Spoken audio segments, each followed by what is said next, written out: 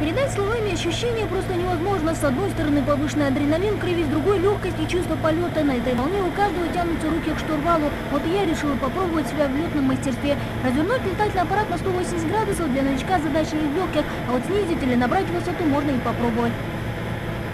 Для этого достаточно потянуть ручку управления на себя, и вот тогда незабываемые ощущения и потрясающий вид на местность гарантированы. Налюбовавшись пейзажами и красотами природы Ингушетии, мы решили присоединиться к другим экипажам, которые примут участие во втором фестивале легкомоторной авиации. Любители парить в облаках поочередно проверяют техническую готовность посадочной площадки.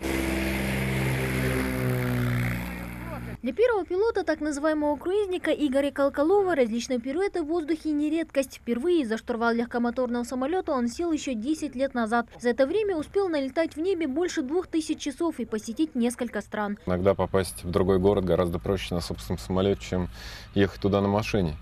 А сам полет — это, кроме всего прочего, еще и, конечно, прекрасный драйв. И для любого частного пилота это фактически смысл жизни.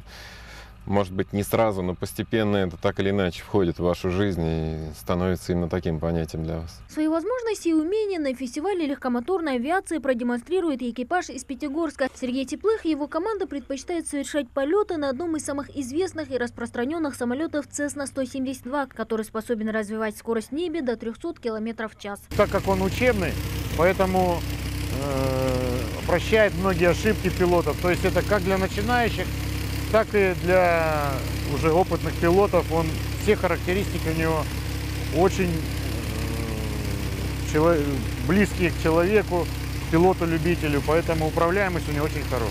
Впервые в Ингушетии фестиваль «Слет» любителей малой авиации прошел в 2015-м на базе аэропорта Магаз. В этом году в нем примут участие еще больше экипажей из различных регионов страны. Тем самым, уверены организаторы, в республике этот вид спорта приобретет большую популярность, а заодно будет способствовать развитию туризма в регионе. Показать любителям, обладателям таких самолетов, представителям других национальностей, показать красоты нашей Ингушетии.